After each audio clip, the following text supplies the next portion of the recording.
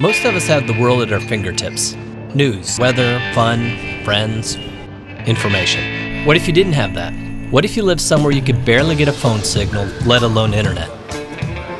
And what if not knowing the weather was normal, but could be catastrophic? We're headed to a place like this, a remote island off the east coast of Africa, but first, we gotta find a way across the bridge. I'm Earl, and that's my best friend Craig. And we thought we were doing okay until we saw the cows cross effortlessly. Nicely done. We're on this journey across the hinterlands of Kenya and onto a Tanzanian island with a technology company trying to bring desperately needed connectivity to people in need. Even if it means an off-road convoy from dawn to dusk to a distant smuggler's port and a boat of questionable integrity that departs at 2 a.m., only to be held up by a less than official feeling customs procedure. All in a day's work, but the night has just begun.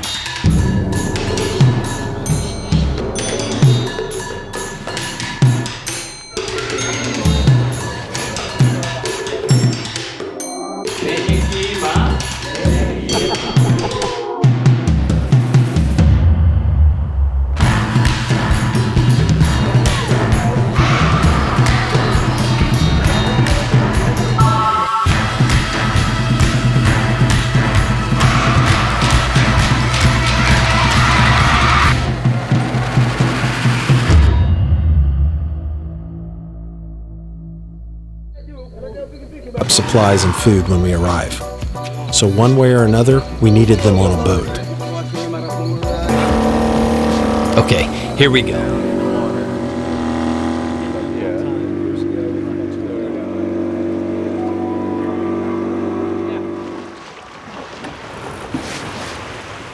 Despite our reservations, 6 hours went by and the sun was up. I, however, was not. All right, so we finally made it to Pemba. I don't know where the other boat is, but it should be coming up on it. Right back there. What happened to the rest of the crew? I knew we had some more people, but... There's a point where you can see the lighthouse from Shimoni behind you. You see the lighthouse from Tonga off to the right. And then you see this one off, and you're like, all right. Triangulate. They haven't just like lost us in the middle of nowhere. Well, that's the thing. I mean, all night long, we're just heading towards, hopefully, the island. If we missed it, next stop... Madagascar. Guayaja. Dakika tano tu.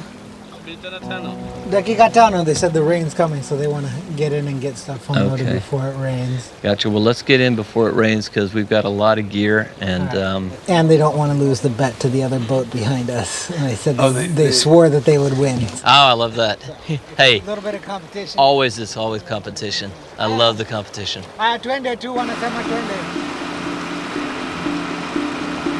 Welcome to Pemba. It's a beautiful but small island of about 300,000 people in the Zanzibar Archipelago, and a developer's dream. Thankfully, though, you won't find high-rises, hostels, or Wi-Fi here. Just beaches and campsites. We're not just here for the sunshine, though. We're on a mission. We're here with the technology company BRCK to install a hyper-local weather station. It will support the fishing and agricultural communities of Pemba, who don't have access to the same kind of up-to-the-minute weather forecasts that you have on your phone. First, we've got to get everything off the boat and back on dry land. Luckily, the BRCK team isn't fazed by a little elbow grease. They're based in Nairobi, but engage in these expeditionary missions a few times a year to really get to know the people they're designing for. They create hardware and software with communities like Pemba in mind. They use internet-based technologies to increase connectivity where it's just too expensive or difficult for a normal internet service provider, i.e., Pemba. We quickly set up camp and were met by a large van that took us to the highest point on the island to begin installation of the weather station. It's where they'll have the best chance of picking up weather patterns as they emerge. Youssef, the lighthouse operator, shows us where we can install the weather station. Meanwhile, Elizabeth from BRCK sets up the brain of the system, called the Pico brick. Small, rugged, versatile, and able to get a signal just about anywhere. Reg, their CTO, tells us more about the process. We've got some firmware updates, so we're doing some last-minute debugging here. So Elizabeth is actually programming. So she's programming the device. So the device is generic. The Pico brick itself is the same device we're using on all these different applications. And so for every application, we actually reprogram them. And we can do that over the air, but we find it's easier for us to do it On site. On site. Yeah, that And makes make sure sense. everything's working well. How's it going, Elizabeth? Going great. I spoke with BRCK engineers Killa and Curtis back in Nairobi before we left. Yeah, so this is something that we've wanted to build as engineering for a long time. But then other cooler stuff came up. Cooler stuff than this? Because this is kind of cool. Depends on who you ask. Right. So, I mean, if you look at these, you guys just have stuff spread all over the place. Yeah, It's well, like I mean, grass and this is the place where everybody, they come to this end of the room. the wind vane here gets the direction, the anemometer gets the wind speed. But then the pico brick in here that we've designed and developed here is what's going to be logging all the data and then transmitting it. Because we're sitting in Nairobi today. This is going to be in Pemba Island. And it's a pretty good ways away. I mean, we're going to spend hours trying to get 600 down kilometers. That's another common feature for all our tech is that we know that whether it's a village or whether it's an island or it's an elephant in the middle of it's going to be away from where we can access it easy. Right. So all our tech is sort of controlled cloud reporting. This is what I love about what you guys do, because it kind of looks like something that a high school kid could do. Thanks.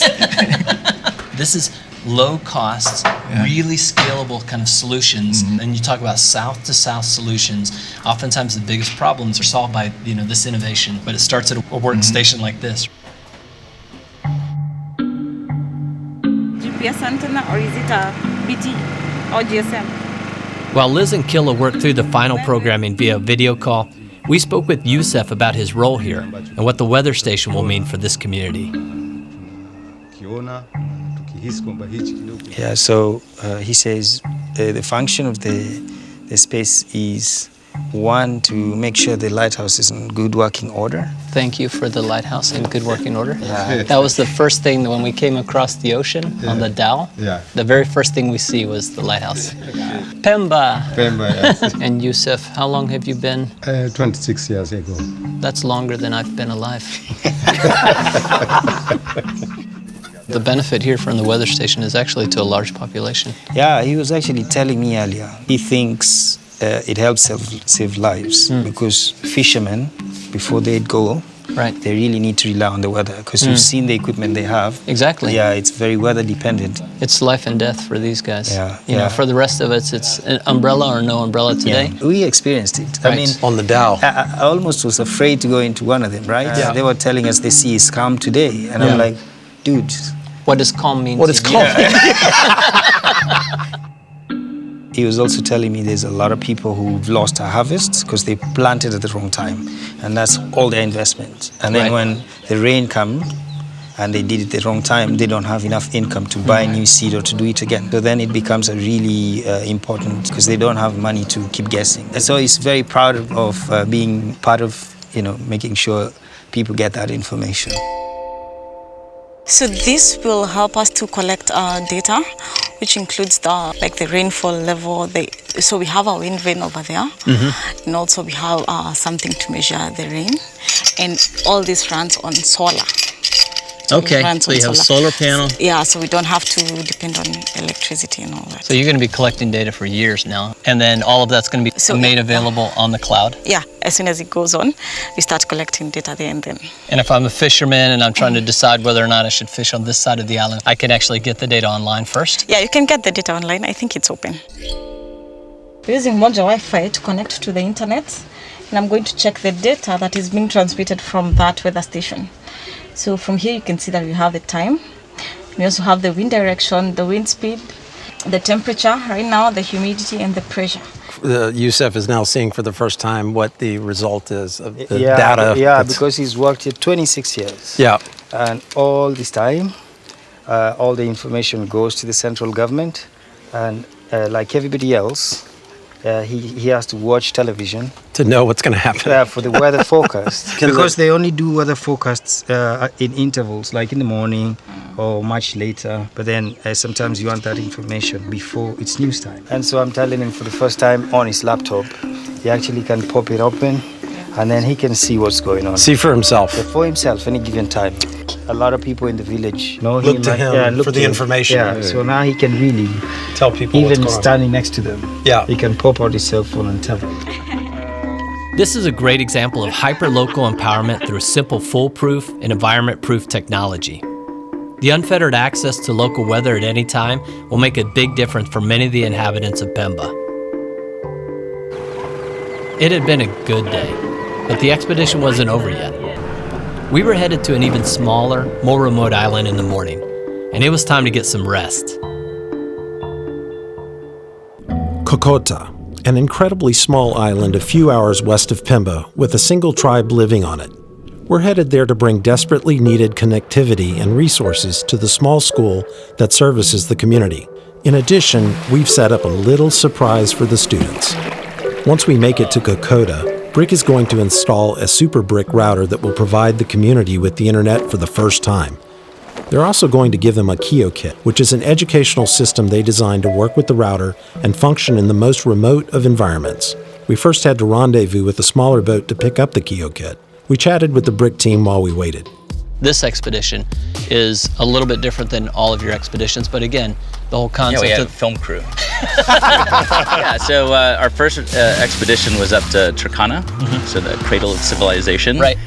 We've gone rafting down the Nile, and one of our big ones is we rode overland from Nairobi to Johannesburg. Wow. So a couple of very long days in the saddle. You've been on motorcycles, going through the bush, you've been on boats and all this stuff. Are you really doing this for the educational purposes? No, this is completely about work. We have some simple rules on expeditions. Number one, you have to have a mission and it has to be difficult. Right. If it's too easy, then it's not an expedition, it's a holiday. Number two, we do it to test our equipment. And number three, we do it to hang out and get to know each other better as a team. You can't create these kinds of technologies sitting in an office in Nairobi. You know, how many of us have been frustrated with, getting onto some of the stuff we built already? All of us, right, this week. And we're like, okay, when we get back, we're going to change this, and this. Right. Eric uses the expression, eating our own dog food. In the office, it works every time, but out here, when things go wrong, those are really the critical learnings that allow us to shape the future of our products. The Kio kit itself arrived no problem, but once we arrived on Kakota, we were about to get a taste of that dog food.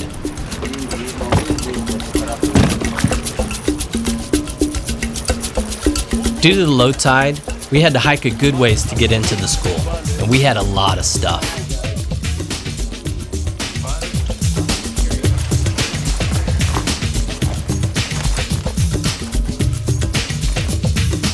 After hiking into the school, the BRCK team got to it.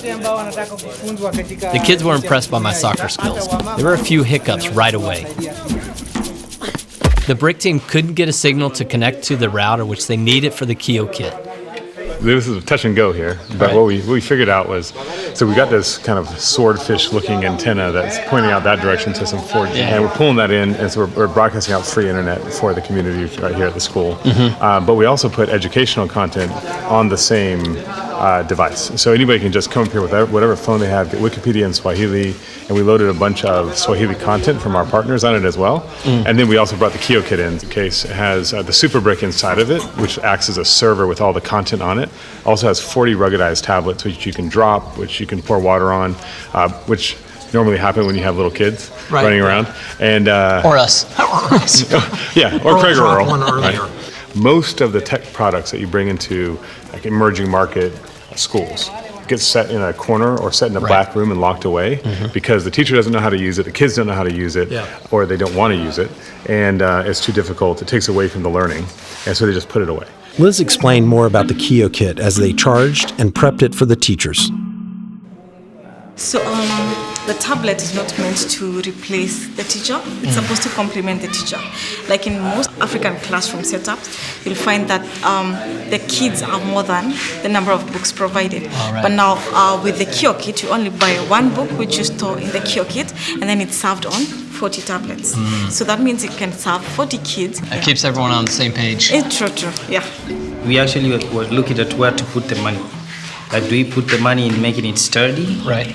And in the charging system? Or do we put the money in fancy gadgetry? And so it's really built for Africa. So it's built for a classroom. Just take a drop. If it breaks, you'll pay. No, she didn't want you to do that, though, in front of the kids. I will accidentally drop it. Oh, my goodness. Now I'll see what you've done. In fact, the same reaction you had when we were shooting the video. Right.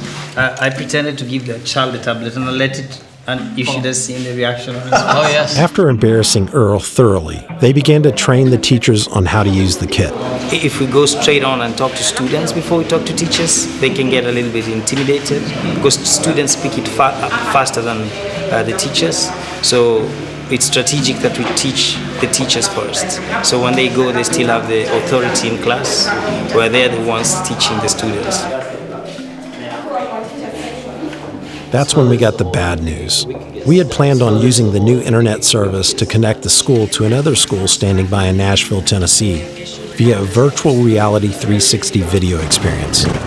However, Generator's out of fuel, and all the fuel that we have on the island is already mixed with two-stroke for the boat motor. All right, well, here's the stakes. So we have a school in Nashville that's expecting some kind of interface with the school here on this island. Yeah. And our point of failure is fuel. We've called to the next island, and the chief has taken off to go see if we can find We them. came all this way with a generator that's Somebody forgot to check how much fuel there was left in it. Eric came in to tell us that the teacher was going to do a practice class with the Kio kits and some volunteer students. So we pushed this problem aside to go capture that.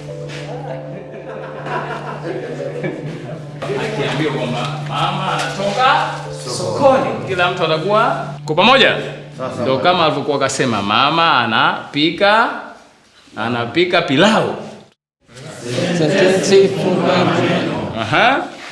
Raise your hand. Sumapo. Sentensi fupi. Sentensi fupi. Yeah, sentensi fupi. Mpigeni makofi. yeah, all right. Nicely done, Earl. Sentensi ndefu. Mpigeni makofi na yeye. Short sentence and long sentence. Tuko pamoja? Lenye kima na kiarifu. We spoke with the head teacher after the practice lesson, which seemed to have been a good first step. My name is Ali. Teacher Ali. And what subjects do you teach? Yes, English, geography, ICT, Swahili, mathematics as well. Oh, perfect. Yeah. So what do you think about this new BRCK tool, the tablet? It is good. I think it's helpful for us. Yeah. Do you think the students will be more engaged in the lessons with this tool? Yeah, I think so. They will happier for this. The Kio kit was a success. Our attempt to connect the schools, however, was floundering. The fuel had made it to the island, but we still couldn't connect at the needed bandwidth to get the VR up and running. Everyone was frustrated, especially since the students had just arrived in their more traditional school uniforms and were really excited. At that point, I headed back to camp because I thought it was a lost cause. But Craig was determined to make something happen, and he stayed behind. He was rewarded with something special, even if it wasn't exactly what they had in mind. Ali, can you tell them what they're seeing on the video right now is in America? Mwalimu wetu hapa anatuambia saizi tunaonekana moja kwa moja Marekani. As you can tell, Dr. Kessler, the kids here are just a little bit excited. Hello from Hunters Lane High School in Nashville, Tennessee, in the United States. Umesikia amesema hamjambo kutoka shule cha sekondari inaitwa Huntersville High School. And watasema salama. So they said good morning as well in Kiswahili, which is habari za asubuhi.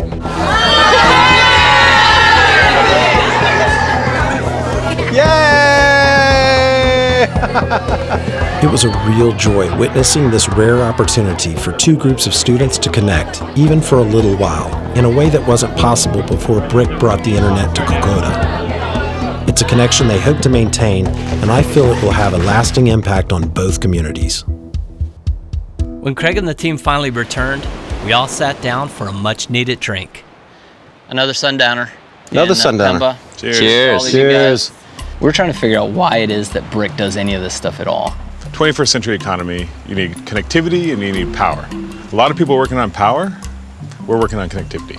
Well, I mean, connectivity is the foundation for education. It's the foundation for access to commerce. It's a foundation for access to jobs. It's a bit of a equalizer too, socioeconomic equalizer and all that stuff too. It really is. But what does that mean for the average person from Pemba? So with BRCK, we've able to aggregate the connections. So we don't need to have, like you said, fiber optics or cables coming through, because Kakota would be impossible to connect that way. Right. Yeah. But using wireless networks, using point-to-point networks, using satellite connections, we can get that connectivity almost anywhere on the planet now. It's still expensive. It's still like hard for the average person to afford. But with things like Moja, we can start to shift that paradigm, shift that idea that the internet's expensive. What drove you to do this? Well, the funny thing is, there we were, technologists in Nairobi, suffering with the fact that we didn't have reliable connectivity. Right. So when we first started, it was, hey, let's build a device that solves our problem. And then as soon as we did that, we realized it probably solved other people's problem. If someone asks you what's BRCK, what do you say? Say it's an on-ramp to Africa's internet users and a distribution point for companies who want to reach them. Oh. And if you were trying to translate what it is that he said, what would you say? Yeah, there's those who say access to connectivity is a human right now.